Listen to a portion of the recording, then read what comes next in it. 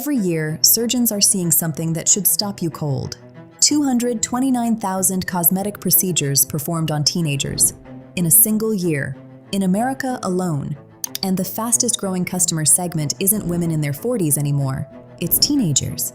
Not because teens suddenly got more insecure, not because surgery got safer, because an algorithm figured out how to make a 16-year-old feel like her face is a problem, and then served her the solution. That's not a coincidence, that's a business model. What's driving this shift goes deeper than social media. There's a specific mechanism at work, and once you see it, you can't unsee it. Subscribe. This is the kind of channel that changes how you see the mirror. The stat that reframes everything. The global cosmetic surgery industry just crossed $100 billion. Not skincare, not makeup, surgery. And the fastest growing patient inside that number is not who you think. It is the teenager who cannot legally sign her own consent form. 229,000 cosmetic procedures performed on American teenagers. 1 year. Verified data. That is not a headline. That is a pattern. And it has been building quietly for over a decade, while the industry that profits from it said nothing. Because they did not just watch this happen. They engineered it. The platforms, the psychology, the economic model behind it. All of it is documented. All of it is deliberate. And almost none of it gets reported by the people who benefit when a 16-year-old books a consultation. Stay until Section 8. There is one factor driving this younger than anything else. And it is not social media. Who is actually getting plastic surgery now? The average plastic surgery patient is not who the industry wants you to picture. The stock image is a woman in her late 40s, subtle, tasteful, turning back the clock. That patient still exists, but she is no longer the growth story. Adults in their 20s now represent the largest share of cosmetic procedure growth. Teenagers are the fastest moving segment beneath them. Research documents a 45% rise in procedures among younger adults in recent years. Nearly half of all young people surveyed, 48.5%, say social media directly influenced them to consider a cosmetic procedure. That is not a fringe statistic, that is the mainstream. And the procedures they are requesting are not conservative. Rhinoplasty, lip filler, facial contouring, breast reduction. These are not minor tweaks. These are surgical commitments made by people whose faces are still developing. The industry knows the biology. It books the consultation anyway. What the Instagram face really is. The Instagram face is not a person. It is a composite built by an algorithm. Fuller lips, higher cheekbones, narrower nose, lifted brows, smooth, poreless skin. It appears on your feed hundreds of times a day until your brain registers it as normal and registers your own face as the deviation. That is not an accident. That is how exposure works on the human brain. No single person looks like the Instagram face. It is assembled from filters, editing apps, and the cumulative result of a platform that rewards one specific kind of appearance with attention and punishes everything else with silence. Teenagers have been inside that feedback loop since they were 12. By the time they are 16, the gap between their real face and their filtered face feels like a problem with a solution. Surgeons are now seeing patients who bring in their own edited selfies as the reference image for what they want to look like. That is the moment the filter becomes a blueprint. How TikTok became an unregulated surgery ad. No advertising agency on earth could build what TikTok built by accident. A platform that serves transformation content to its most impression-sensitive users, removes all friction between inspiration and obsession, and charges the surgeon exactly nothing to reach a 15-year-old at 11 p.m. in her bedroom. That is the machine. A 60-second before and after video shows the reveal, the confidence, the new life. It does not show the 6 weeks of swelling, the revision consultations, the procedures that quietly failed. The algorithm does not surface complications. Complications do not get engagement. What gets engagement is the glow-up. And the platform serves more of whatever gets engagement. A teenager who likes one transformation video gets a second, then a third, then a feed that has been quietly rebuilt around the premise that her face needs work. That is not a side effect of the platform. That is the platform functioning exactly as designed. The selfie loop and what it does to the brain. No generation in human history has spent this much time looking at their own face. Not models, not actors, nobody. The front-facing camera changed something fundamental, and the research is starting to catch up to what surgeons already figured out. Studies directly link frequent selfie taking to heightened body dissatisfaction and increased consideration of cosmetic surgery among young people. The mechanism is specific. You photograph your face, you scrutinize it, you edit it, you compare the raw version to the filtered version. You post the edited one and delete the 15 that did not make the cut. Do that dozens of times a day for several years, and the brain does not see a filter anymore. It sees a goal. The gap between the unedited face and the optimized image stops feeling like a software feature and starts feeling like a personal deficiency. Previous generations compared themselves to celebrities on magazine covers. This generation compares itself to itself, corrected, smoothed, and perpetually just out of reach. Gen Z and the digital mirror problem. Every generation has had a beauty standard imposed on it from the outside: magazine covers, movie screens, billboards. The ideal was always someone else, distant, aspirational, clearly separate from your own reflection. Gen Z is the first generation where the beauty standard lives inside the mirror itself. Filters do not show you a celebrity, they show you a version of your own face, restructured, perfected, and available every time you open the camera. That is an entirely different psychological experience, and the data reflects it. Nearly 70% of young adult women and 60% of young adult men report being unhappy with their bodies. Those numbers do not exist in a vacuum. They exist inside a generation that has spent its entire adolescence watching an idealized version of itself stare back from a screen. For Gen Z, cosmetic procedures are not about reversing aging. They are about closing the distance between the face the camera shows them and the face they believe they are supposed to have. That distance is manufactured. The surgery to close it is very real. Preventative Botox at 22, wellness or warning sign. Botox used to be something you considered after the wrinkles arrived. That window has collapsed. Gen Z patients are booking neurotoxin injections in their early 20s not to treat anything, but to prevent their face from ever showing the evidence of a life lived. Preventative Botox is now marketed as routine maintenance, the skincare equivalent of a dental cleaning. Clinics are running it as a lifestyle product. Influencers are posting their appointments like a monthly facial. The stigma is gone. The minimum age is dropping. What is not being discussed is the implication underneath the trend. A 22-year-old choosing a permanent relationship with cosmetic intervention has never known a version of beauty culture that did not involve optimizing her own image for a screen. She is not making a vanity decision. She is making a logical one, inside a system that was specifically built to make it feel that way. The procedure is minor.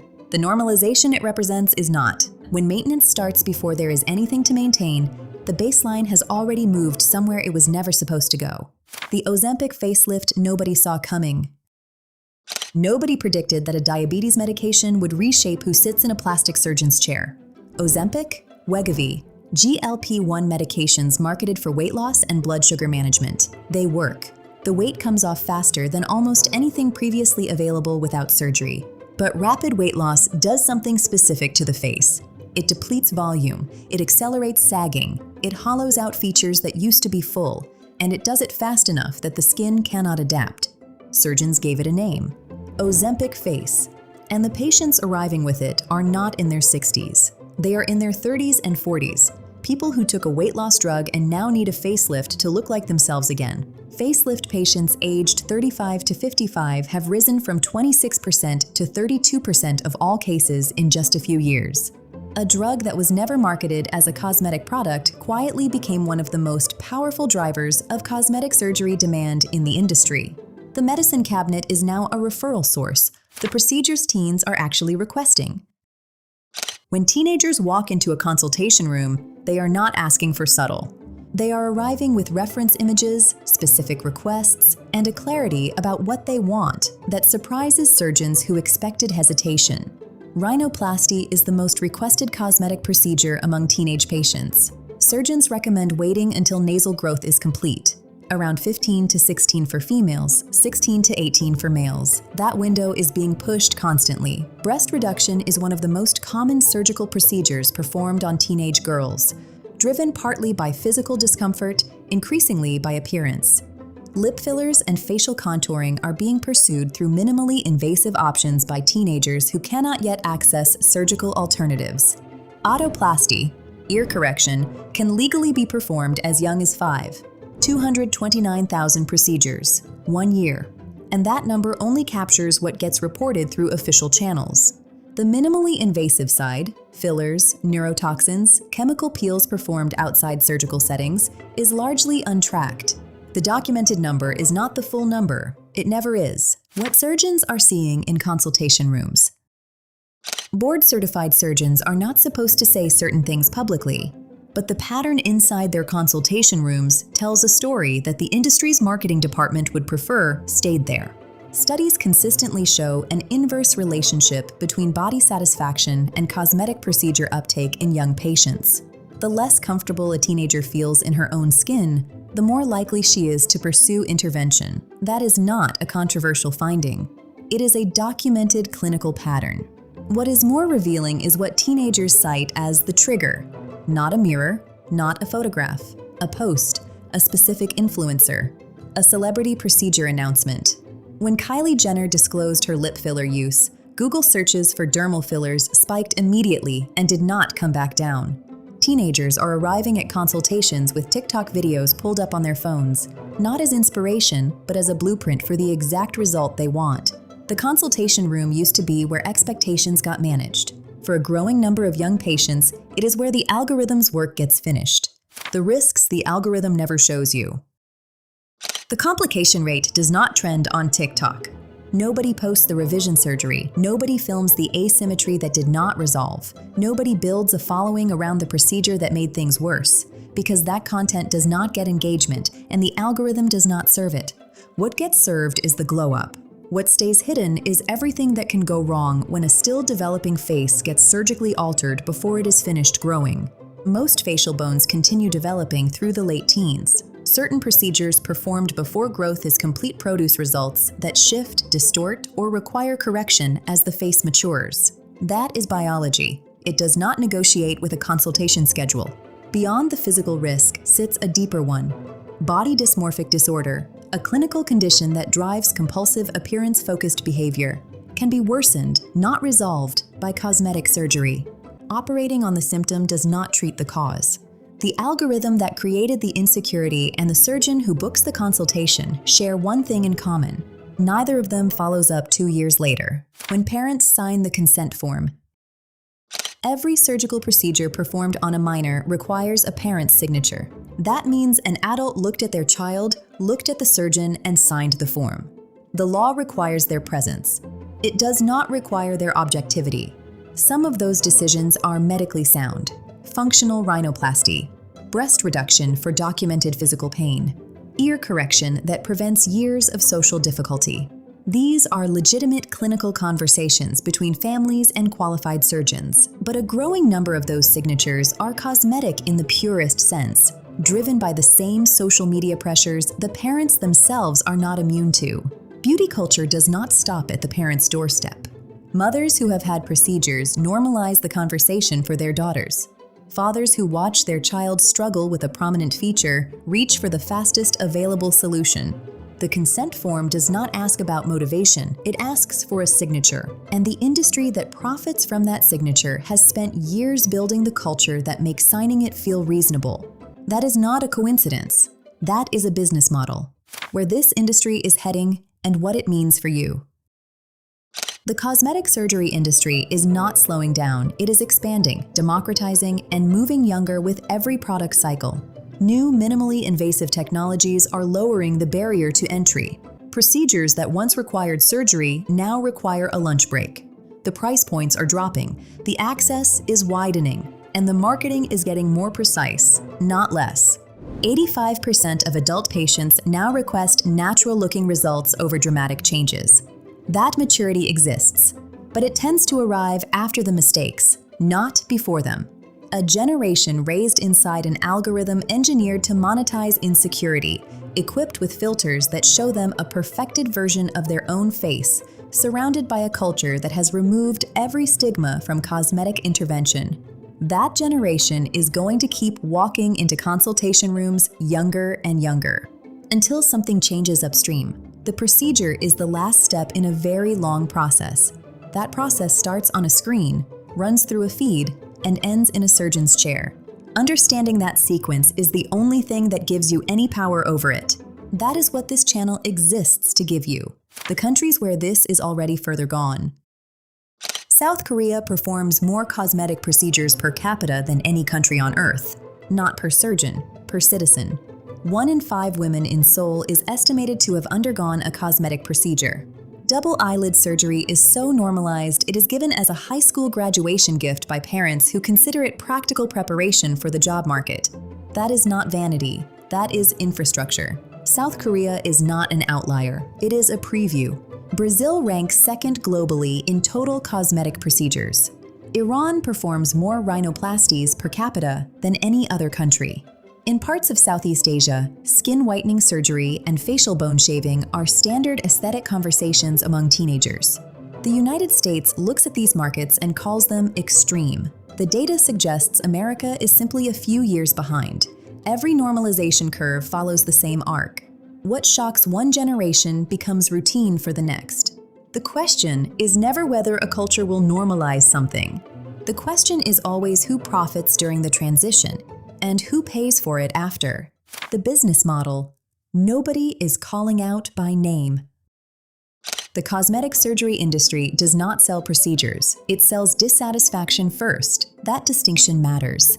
An industry that sells procedures has to wait for a customer to arrive with a problem. An industry that sells dissatisfaction can manufacture the customer, manufacture the problem, and then present the solution, all before the person ever consciously decided they wanted anything. That is not cynicism. That is the documented mechanics of how aesthetic marketing operates. Social media platforms profit from engagement. Engagement peaks when users feel inadequate.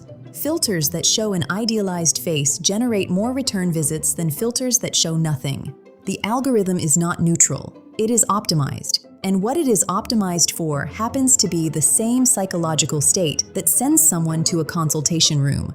The surgeon does not pay for that marketing. The platform runs it for free in exchange for the attention it harvests. 3 industries, 1 pipeline, 0 accountability.